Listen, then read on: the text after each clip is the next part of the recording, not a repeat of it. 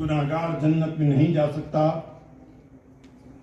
جسے آفتاب مغرب سے نہیں نکل سکتا، لیکن نوجوانوں،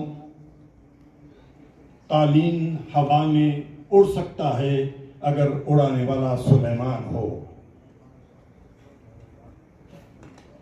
دریا میں راستہ بن سکتا ہے اگر چلنے والا موسیٰ ہو، چاند دو حصوں میں تقسیم ہو سکتا ہے اگر تقسیم کرنے والا مصطفیٰ ہو، آفتاب مغرب سے نکل سکتا ہے اگر نکالنے والا مرتضیٰ ہو، گناہگار جنت میں جا سکتا ہے اگر لے جانے والا حسین ہو۔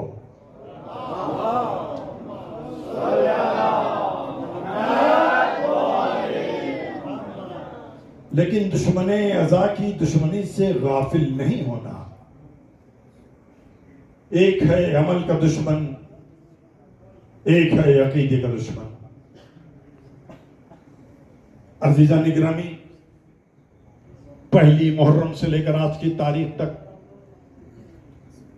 اتنی عزاداری کرنے کے بعد اگر ہمارے فکر میں، ہمارے وجود میں، ہمارے خیالات میں چھوٹی موٹی تبدیلی بھی اگر نہیں آئی تو پھر کیا فائدہ کہ تم نے عزاداری کری یا نہ کری۔ اس عزادار کو عزاداری نے کوئی فائدہ نہیں پہنچایا، جسے شمر کا خنجر تو یاد رہا، حسین کا سجدہ بھول گیا۔ اور خدا کے واسطے کم عقلی کی گفتگو نہ کرو کہ مسجد افضل ہے مجلس سے یا مجلس افضل ہے مسجد سے۔ اس زمانے میں وہ انفیکشن پہل کر کتنی نسلوں تک چلا جائے گا، اسی لیے کہا کہ کسی اور کو تعلیم دینے سے پہلے ماں کو تعلیم دو۔ اور جو لفظ حدیث میں استعمال کیا گیا، طلب العلم فریضۃ علی کل مسلم، مطلب طلب کرنا علم کا فرض ہے۔ کیا مطلب ہوا؟ نماز کا پڑھنا فرض ہے، نہ پڑھوں تو گنہگار، انکار کروں تو کافر۔ روزے کا رکھنا فرض ہے، نہ رکھوں تو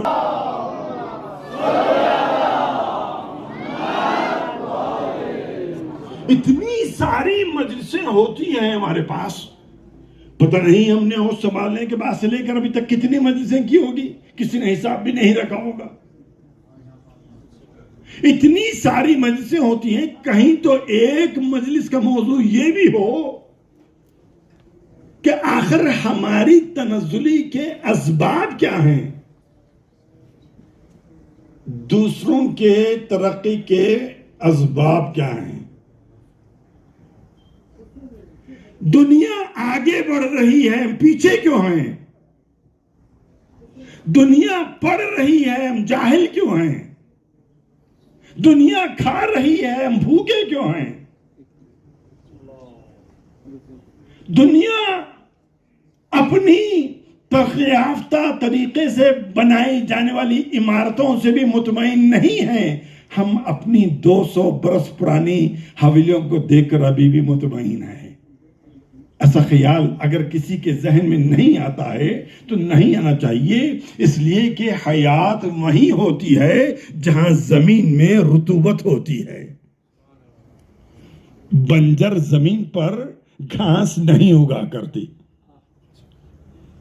قرآن حکم دے رہا ہے سیرو فی الارض، اپنے اپنے گھروں سے باہر نکلو۔ کیا مطلب ہوا؟ کیوں نکلو گھر سے باہر؟ تاکہ تم دیکھو جب اپنے گھر سے، اپنے محلے سے، اپنے علاقوں سے، اپنے شہروں سے باہر نکلو گے تو تم کو سمجھ میں آئے گا کہ دنیا نے کتنی ترقی کی ہے اور ہم اس وقت کس لیول پر ہیں۔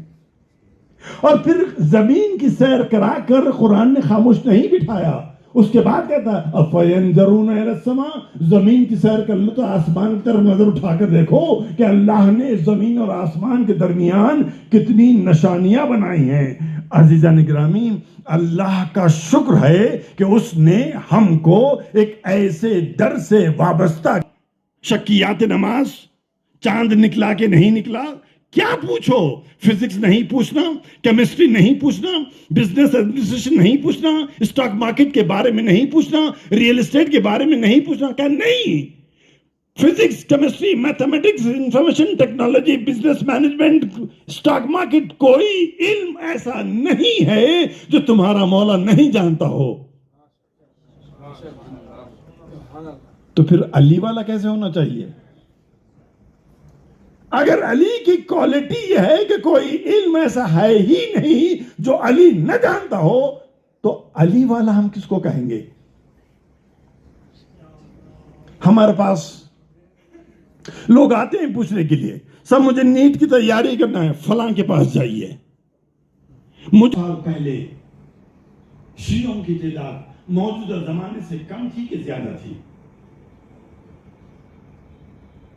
आज अभी जितनी तादाद शियों की है हिंदुस्तान में, आज से 100 साल पहले शियों की तादाद हिंदुस्तान में आज के जमाने से अगर कंपेयर करते हैं तो कम थी कि ज्यादा थी? कम थी। 200 साल पहले और कम थी, 400 साल पहले और कम थी। अकबर के जमाने में 1450 ईस्वी के आसपास, और उस वक्त का हिंदुस्तान मौजूदा हिंदुस्तान से काफी बड़ा था। पूरा पाकिस्तान, अफगानिस्तान का बहुत बड़ा हिस्सा, तो some extent Iran, Nepal, Bhutan, उतने बड़े हिंदुस्तान से अकबर को एक ख्वाहिश पैदा हुई कि अपने मुल्क में बसने वाले लोगों से मैं काबिल तरीन लोगों को चुनूं, इल्म के एतबार से, तहजीब के एतबार से, फन के एतबार से, काबिलियत के एतबार से मैं चुनूं। उसने चुना। हम जब बच्चे थे तो स्कूल में पढ़ाया जाता था, अब किताबें बदल गई, करिकुलम बदल गया, शायद मौजूदा जमाने के बच्चों को नहीं मालूम होगा। तो जो उसने लोगों में मजलिस को तलाश करने की जरूरत नहीं रहेगी। आप सिर्फ घर के बाहर निकल जाइए, आपको किसी न किसी डायरेक्शन से आवाज आ जाएगी, आप चाहे तो उस मजलिस में जा सकेंगे। 24 घंटे का अमल है। आप सोच कर बताइए, इतनी मजलिसें करने के बाद हमारे वजूद पर, हमारी फिक्र पर, हमारे ख्यालात पर, हमारे अमल पर असर क्या हुआ? याद रखिए, हमसे बढ़कर हमारा दुश्मन हमको देख रहा है। उसके पास इतना वक्त नहीं है कि वो फलसफा इस्लाम पढ़े और समझे। उसके पास इतना वक्त नहीं है कि वो शहादत इमाम हुसैन को पढ़े और समझे। उसके पास इतना वक्त नहीं है कि वो आज़ादारी की अहमियत और अजमत को पढ़े और समझे। वो सिर्फ हमारे कैरेक्टर को देखेगा, हमारे अमल को देखेगा, और देखकर उंगली उठाकर कहेगा, ये है हुसैन की तैयार करदा कौम। इसका मतलब क्या हुआ? हर वो शख्स जो मस्जिद में आता है तो वो अज़ादार हुसैन बनकर आता है, मस्जिद से हुसैन जो उठकर जाता है तो वो सफीर हुसैन बनकर जाता है। हमारा अमल, हमारा किरदार, हमारा एक्शन ऐसा होना चाहिए, दुनिया देखकर खुद समझ जाए कि अच्छा ये है हुसैन की तैयार करदा कौम। मुझे ये बात सुनकर बहुत खुशी हुई आज आपके कारगिल शहर की, कि एटीएस ने 15 नाम लेकर आए थे वो अपने साथ रेड करने के लिए। और जिस तरीके से अगर यही टीम हमारे शहर में आ जाए, सबसे पहले तो हल्ला बोला होगा, चीखम चाह होंगे, नारे लगाए जाएंगे, रास्ते रोके जाएंगे। फिर दूसरे दिन अखबार में तस्वीरें छपेगी, खबरें छपेगी कि देखो ये हम पर जुल्म कर रहे हैं, ये हमारे शहर क्या है। यहां क्या हुआ? टीम पहुंची, घर वालों ने उनको चाय पेश की, उनकी खातिर की। उसके बाद क्या, आपको इजाजत है, जो चाहे जितना चाहे आप देख लीजिए। और जाते वक्त वो टीम घर वालों से माफी चाह कर गई। ये है किरदार, ये है वो कैरेक्टर जो आपको मजलिस हुसैन के जरिए तैयार कराया गया। ये हाथ, ये जुबान, ये पैर, ये आंख, ये कान, ہم کیا سمجھے اتنے لوگ جو مجلس میں آئے کیا سوچ کر آئے تھے؟ یہ ہاتھ کو شرف ملا ہے کہ یہ ماتم حسین میں اٹھا، پیروں کو عزت ملی کہ اس کے ذریعے آپ چلتے ہوئے مجلس حسین میں آئے، زبان کو وقار ملا کہ ذکر حسین کے لیے جاری ہوئی، آنکھوں نے شرف پایا کہ غم حسین میں ان آنکھوں سے آنسو نکلے۔ حسین کو شرف نہیں ملا، حسین کے غم میں آنسو کو بہانے سے میری آنکھ کو شرف ملا۔ اس ذہن کے بہت ہی قریب ترین صحابی شاعر کا نام تھا، خبر ملی کہ دیوبند آئے، امام صدر محفل سے دروازے تک پہنچ گئے دیوبند کے استقبال کے لیے، نہ صرف پہنچے بلکہ قریب جا کر دیوبند کے گلے میں باہیں ڈال دی، نہ صرف باہیں ڈالی، اس کے بعد ایک جملہ کہا، اے میرے دادی کے خدمت گزار۔ سمجھ میں آیا؟ ایک شخص جو امام حسین کا ذکر کرتا ہے، اس شخص کو امام رضا نے لقب دیا، اے میرے دادی کے خدمت گزار۔ چاہے وہ شخص نحا پڑھنے والا ہو، مرثیہ پڑھنے والا ہو، سوس پڑھنے والا ہو، ماتم کرانے والا ہو، ذکر کرنے والا ہو، وہ کسی اور کا خادم نہیں ہے، امام کہہ رہے ہیں میرے دادی کی خدمت گزار۔ پوچھا دیوبند محرم کا چاند آ گیا، مرثیہ لکھے ہو؟ کیا مولا کیسے ممکن ہے کہ محرم آ جائے اور میں نیا مرثیہ نہ لکھوں؟ کہا جاؤ ممبر پر، کمل پھر آپ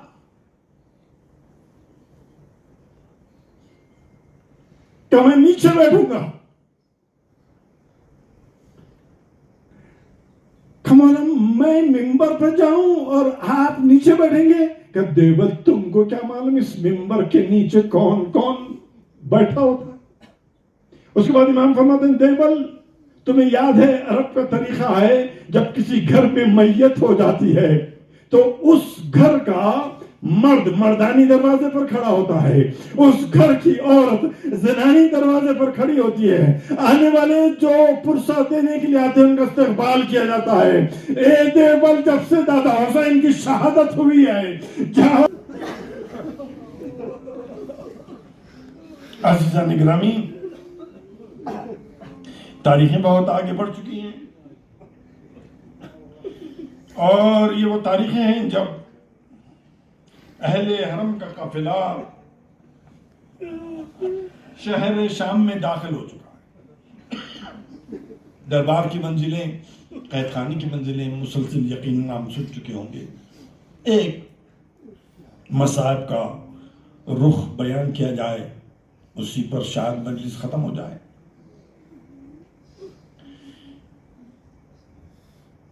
شہادت پڑھنا آسان کام ہے، کسی غریب کی غربت کو بیان کرنا مشکل کام۔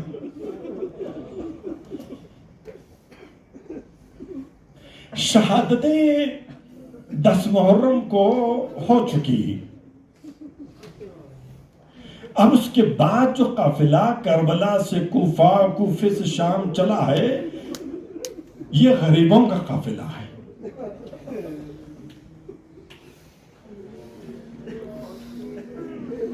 میں تفصیل سے تو نہیں بیان کروں گا، مگر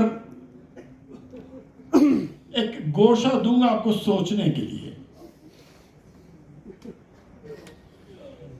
دربار شام، ثانی زہرا کا خطبہ،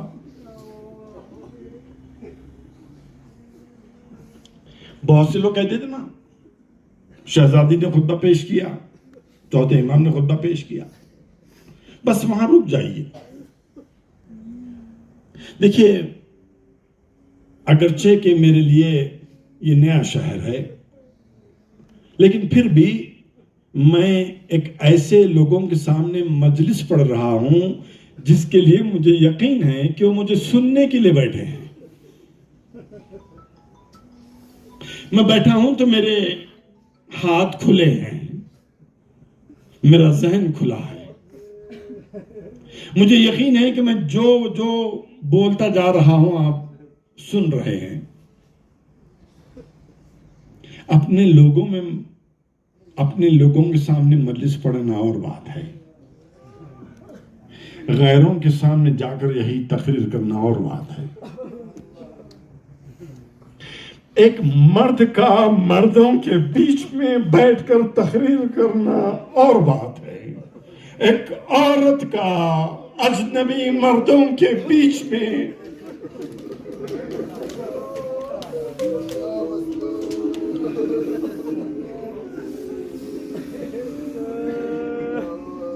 کہ میں مجلس پڑھنے آیا ہوں، میں نے ذہن بنایا، ہاں مجھے اتنے بجے مجلس پڑھنا ہے، ذہن بنایا ہوں، پرسکون حالات سے میں گزر کے یہاں تک آیا ہوں۔ آپ سب نے دیکھا ہوگا جب میں ممبر پر بیٹھا تو کسی بھائی نے مجھے پانی کا گلاس پیش کیا، حالانکہ میں مانگا نہیں تھا۔ اس کو احساس ہوا کہ ہو سکتا ہے کہ تقریر کرتے کرتے حلق سوکھ جائے گا، پانی رکھ دیا۔ کیا سہولت ثانی زہرا کو میسر؟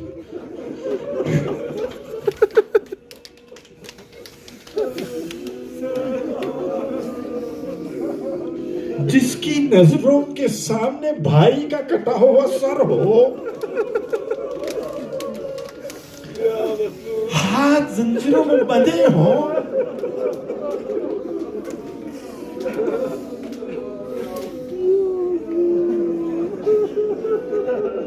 اور ایسے لوگوں کا مجمع ہے جو پورے راستے میں ان پر پتھر برساتے ہوئے آئے تھے، نیزے لگاتے ہوئے آئے تھے، تازیاں لگاتے ہوئے آئے تھے۔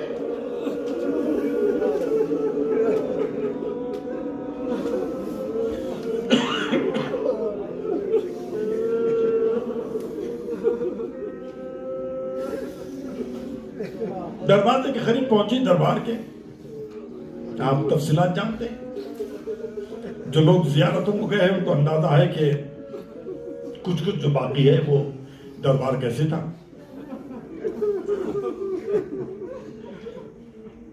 بیویاں ثانی زہرا ٹھارس دے رہی ہے، ام کلثوم میں ہوں، ام رباب میرے ساتھ، سکینہ میں تمہارے ساتھ ہوں۔ ہر بی بی کو زینب ٹھارس دے رہے، 1 سے 2، 2 سے 3، 3 سے 4، 7ویں دروازے پر قافلہ پہنچا۔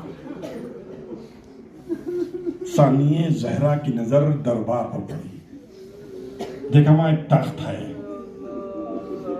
تخت پر ایک عورت کھڑی ہے، اس کے چہرے پر نقاب ہے، مگر سمجھ میں آ گیا کہ وہ عورت کون ہے۔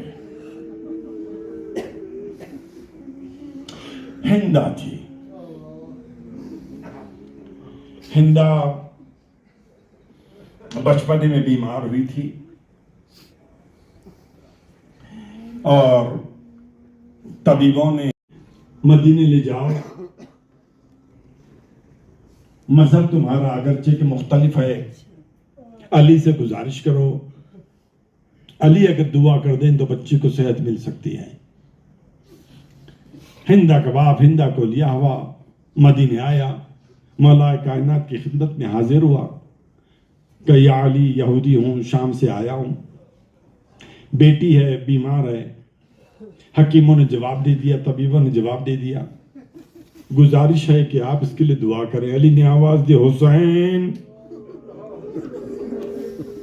حسین کو طلب کیا، ایک برتن منگایا، اس میں پانی رکھا، حسین سے کہا کہ اس پر ہاتھ رکھو، حسین نے ہاتھ رکھا۔ علی نے کہا یہودی یہ پانی کو لے جا کر اپنی بچی کو نہلا دے، انشاءاللہ اللہ شفا دے گا۔ یہودی چل کر مدینے آیا، بیٹی پر پانی ڈال دیا، شفا ہو گئی۔ بیٹی نے پوچھا بابا یہ معجزہ کیسے ہوا؟ کہ کچھ نہیں، لوگوں نے مشورہ دیا تھا، مدینہ گیا تھا، علی سے خواہش کی، دعا کی، کہ علی نے دعا کی، کہ علی نے دعا نہیں کی، علی نے حسین کو بلایا تھا۔ اور حسین کا ہاتھ کا لگا ہوا پانی میں نے تم پر ڈالا، تم کو شفا ملی۔ بیٹی نے کہا کہ ہم ایک اور مرتبہ مدینے جاتے ہیں۔ باپ نے پوچھا آپ کیوں جاؤ گی؟ کہا حسین کا شکریہ ادا کرنے کے۔ ہندا کا باپ ہندا کو لیا ہوا دوبارہ مدینے آیا، خدمت حسین میں باپ اور بیٹی حاضر ہوئے۔ حسین کی نظر پڑی، پوچھا کون؟ کہا میں ہندا۔ کہا کیسے آنا ہوا؟ کہا کچھ نہیں، صرف شکریہ ادا کرنے آئی ہوں۔ حسین نے جواب دیا جس کے سر پر چادر نہیں ہوتی ہم ان سے ملاقات نہیں کرتے۔ شکریہ ادا کرنا ہو تو میری بہن کے پاس چلے جا، ملاقات کر لے۔ ہندا زینب کی خدمت میں آئی۔ زینب نے پوچھا ہندا چاہتی کیا؟ کہا بیوی کچھ نہیں، صرف شکریہ ادا کرنے آئی تھی۔ زینب نے کہا اگر تو حسین کا شکریہ ادا کرنا چاہتی ہے تو ایک طریقہ یہ ہے کہ تو طے کر لے کہ آج کی تاریخ سے ہمیشہ حجاب میں رہے۔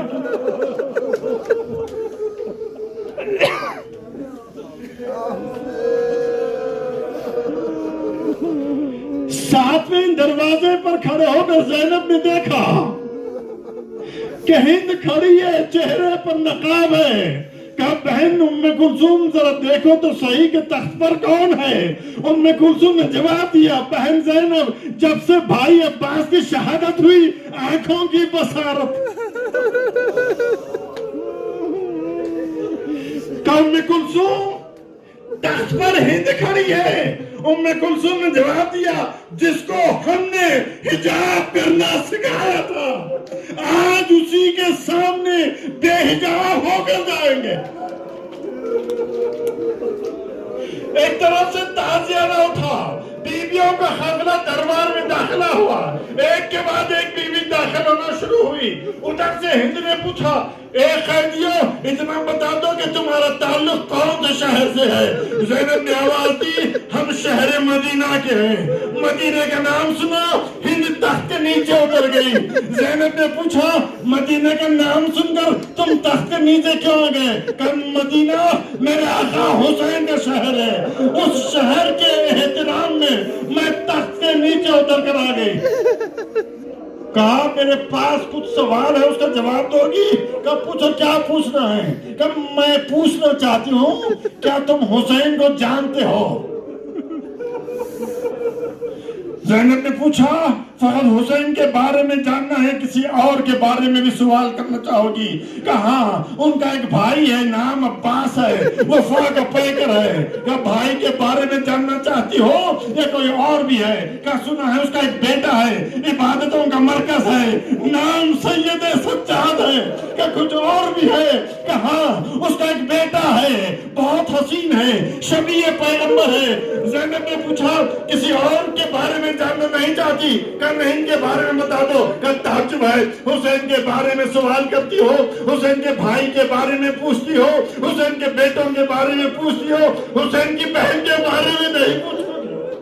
ہند نے کہا خبردار اس حسین کی بہن کا نام اس نجس دربار میں نہیں لینا، اس لیے زینب اس بی بی کا نام ہے جس کی ماں کا جنازہ رات کی تاریکی میں اٹھایا گیا۔ ایک مرتبہ زینب نے چہرے سے بالوں کو ہٹایا کہ ہندا میں زینب یہ ام کلثوم ام رباب یہ حسین کا سر ہے، اس کے بعد علی اکبر، پھر قاسم، پھر ام محمد اور وہ کونے میں عباس کا سر ہے۔ ہند نے پوچھا بیوی اتنا بتا دو، اتنا عظیم واقعہ ہو گیا عباس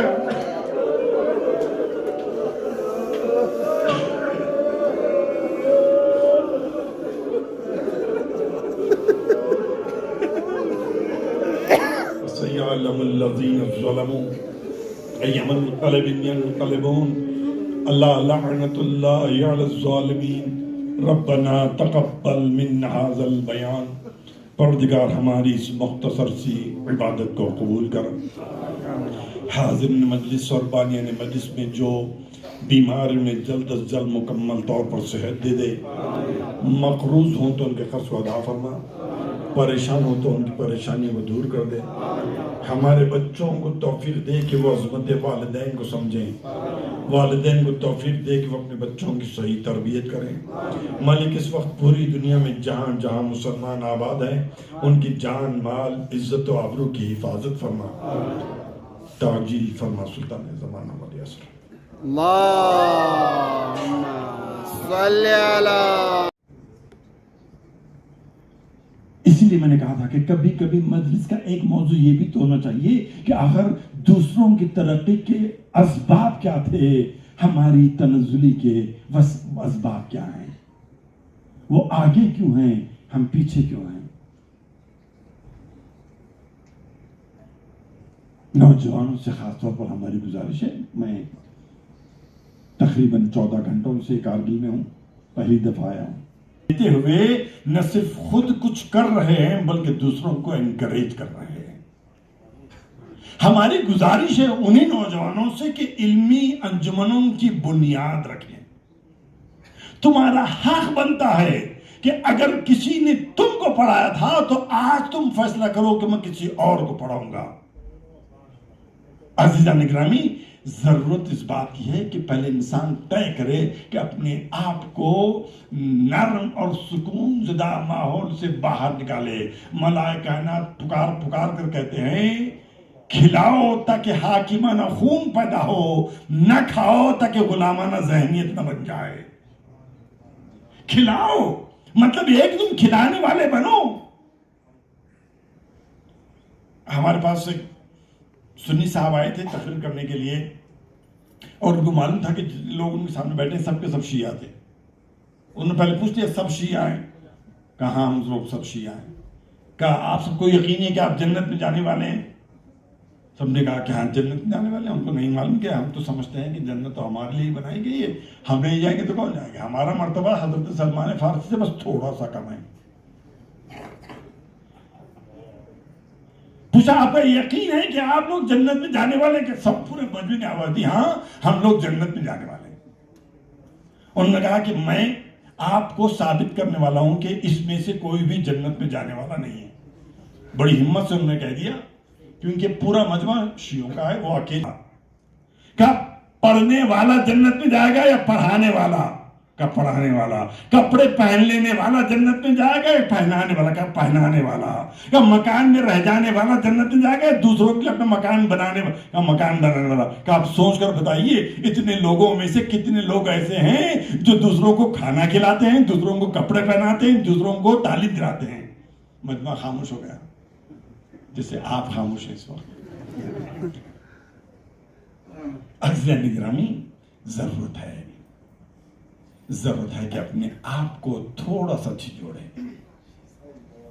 علی کو فقط خیبر میں نہ دیکھیے بلکہ میں تو کہتا ہوں کہ علی کو محراب عبادت میں بھی نہ دیکھو.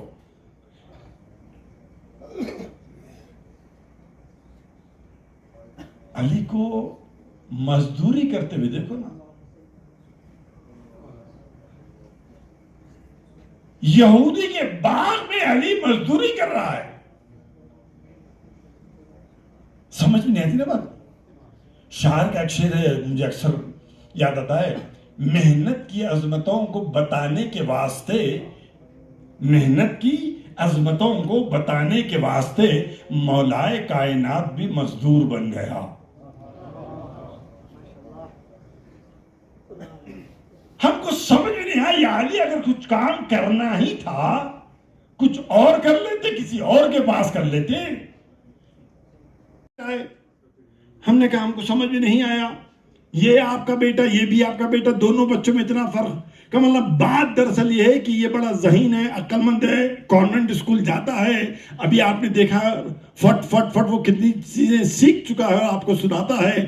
یہ ذرا عقل سے کمزور ہے، لہٰذا میں نے اس کو کانوینٹ میں داخلہ نہیں دلایا، محلے کے مسجد کے مدرسے میں داخلہ دلا دیا ہے. سوروں کی تلاوت بہت اچھی کرتا ہے. عزیزان گرامی، جس کو ہم نے عقل مند سمجھا، ذہین سمجھا، انٹیلیجنٹ سمجھا، اس کو دے دیا کہ جاؤ تم پڑھو، بابا بلیک شپ ہمٹی ڈمٹی، اور جو ہماری نظر میں کمزور تھا اس کو ہم نے اللہ کے راہ میں دے دیا کہ جاؤ تم.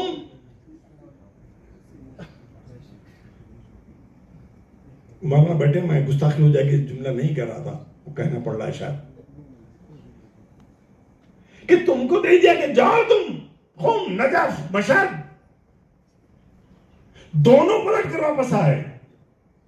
جس کو ہم نے دنیا کے حوالے کیا تھا اس کے حصے میں آیا میک ڈونلڈز کا ڈبل برگر، پیزا ہٹ کا پیزا، KFC کا چکن.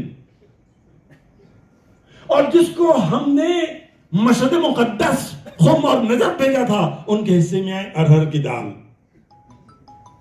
جس کو ہم نے دنیا کے حوالے کیا تھا اس کے حصے میں آیا پولو کا شرٹ، نائکی کا جوتا. اور جس کو ہم نے ہمارے مذہب کے لیے سرو کیا تھا اس کے حصے میں آئے ایصال ثواب مرحومین کے نام پر دیے ہوئے کپڑے. غضب علی غضب ہم نے یہ کیا کہ ہمارے گھر میں جو گندگی صاف کرنے کے لیے آتی ہے اس کو 200 روپے دیے جاتے ہیں، جو مولوی ہمارے بچے کو قرآن پڑھانے آتا ہے اس کے حصے میں 100 روپے آتے ہیں.